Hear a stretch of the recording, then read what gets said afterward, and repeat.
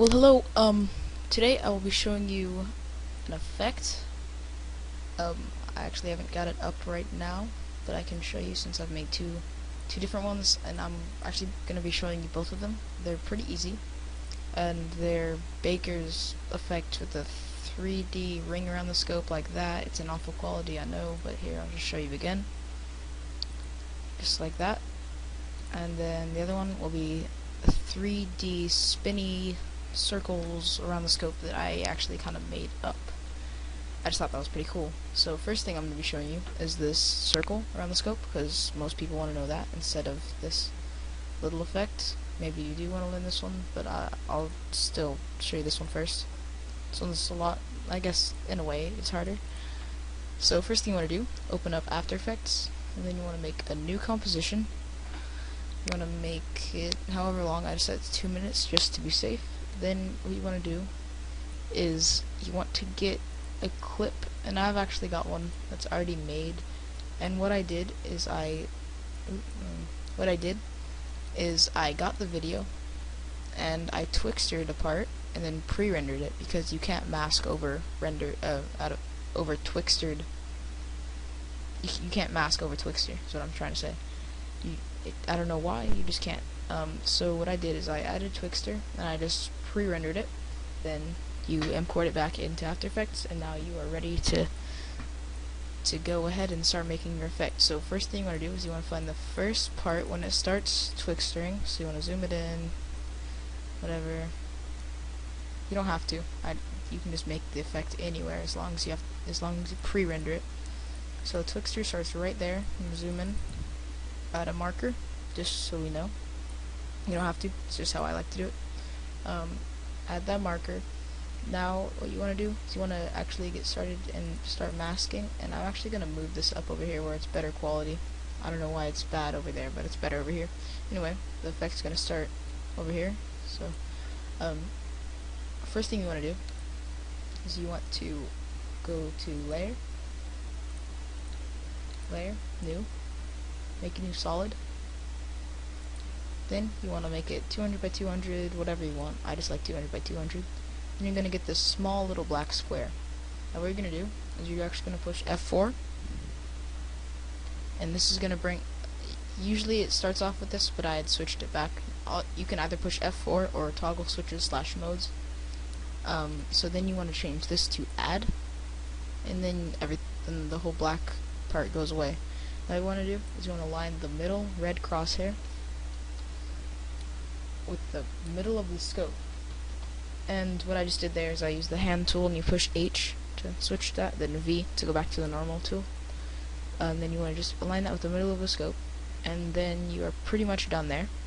I'm going to go back, change this to normal. Then what you want to do is you want to go to the ellipse tool, double click, so that you get a circle, a masked out circle. Then what you want to do is you want to type in stroke. Then you want to drop that onto the solid. Then, as you can see, it generates a little white line around, and I'm actually going to bump this up to about 11 or 12. Put this to 12, and as you can see, it gets cut off there, and we're actually going to fix that by just the way we're going to fix that is by double clicking on the black solid. It's going to bring up this, and for you it may not have the yellow lines, and if it doesn't, then you want to go to the pen tool. You want to click once and then just do Control Z to get rid of the pen tool. Then you will get this little I don't really know what to call it, but anyway, what you want to do here is you're going to need to be using the hand tool quite a bit. You're going to squish these in, but as you can see, it kind of makes it a square, not exactly a circle, so we're going to fix that. And the way we do that is by, well, I'm just going to show you what it looks like. You go to that, you see it's kind of a circle, doesn't look, like a square, doesn't look very good. The way to fix that is to actually go right here, right in between, so you can move all of it. Then you want to click on this, then you want to move these little lines in, just on certain ones. Sometimes you can move it out just to make it not as ovally. So yeah, you just want to move it to your liking, however you want want it to look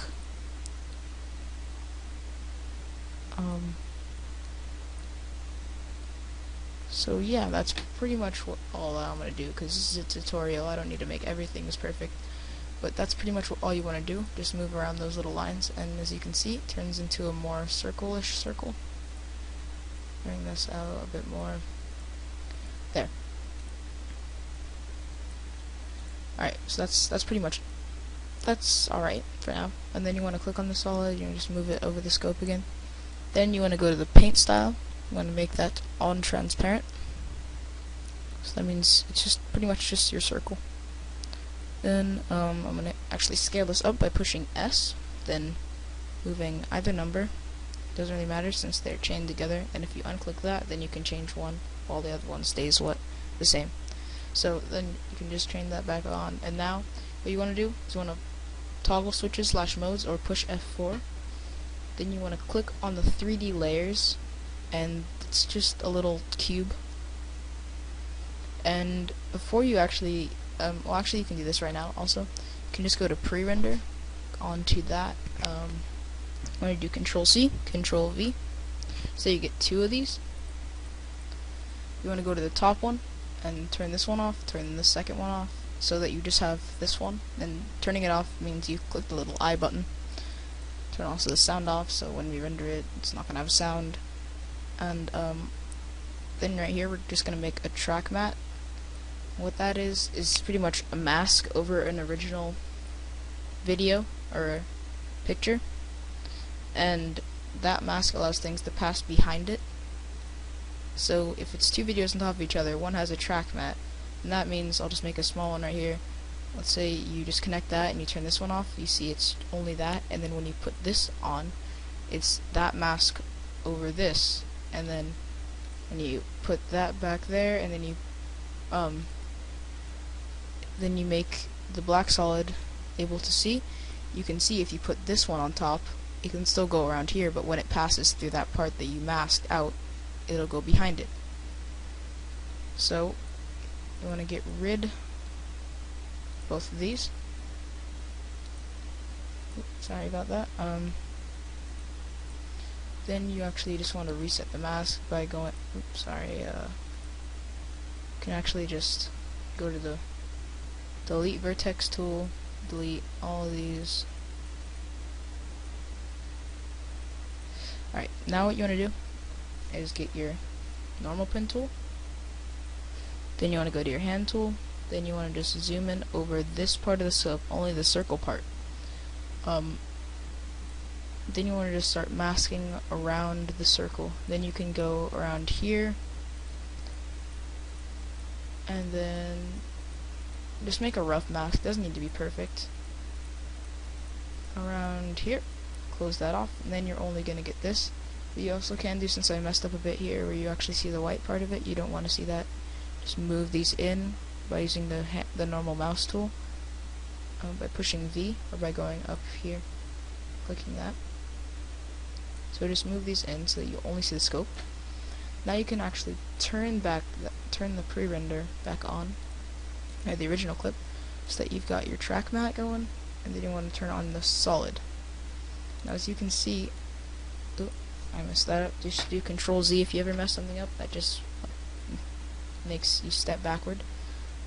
Now what this does is pretty much it allows it to make a circle back there, so it looks like it's kind of going around the scope. So we're going to zoom in, and remember this is also a 3D layer, so we're going to push R for rotation. Then as you can see, you can move around the x-axis, set that back down 0, the y and the z-axis. We're actually going to be messing with the z-axis and moving this back like that, so that it pretty much goes around the scope, the circle. And then what we're going to do is I'm going to fix up the mask and make it so it goes in a bit here, because the circle is going to need to go around this spot. Alright, so now that we fixed that, move that up, just right there. That is good. Sorry, move that. Alright, now that we've done that, we can actually get our solid here, rotate the y-axis so it kind of fits around the scope just a bit more, and the z-axis, z-rotation is just spinning it around. Yeah, set that back to 0, we don't need to mess with that. Now, what we're going to do is actually keyframe the end of the stroke so that it kind of builds around it just like that. And I know it's not in very good quality. I'll just set this down to quarter. Then set the end, as you can see it'll go slowly around like that. Now that's pretty much it right there. So then you can just add color correction to make it the green glowy color, add some glow to it, just add some style effects, nothing that you actually need to add. So now what you want to do is go to your black solid and you can add glow to it, or actually we're gonna have to keyframe the end, so I'm gonna go keyframe here, actually set this back down to 0, keyframe, move forward a couple seconds, just about here, and set this up to 100 so that it slowly builds itself. It's just like that. And now I'm just gonna add some glow. Under stylize, you're gonna drop that on the black solid, and then that is pretty much it. You want to just add the glow radius up, and then you want to go to adjustment layer, layer, new adjustment layer, then go to looks, drop looks onto that layer, then hit edit. And I've got my own file that is meant actually for doing this scope ring glow. That's what I call it. Then I'm just going to mess with this, make the size a bit smaller, and diffusion, change the glow up about there, and just hit OK. Now as you can see, it's just the glowing ring just builds up right there, and when you finally render this out, it'll look perfect. So yeah, that is all, and I'll be showing you the other effects in the next tutorial. So thank you for watching. It's my first tutorial. Yahoo!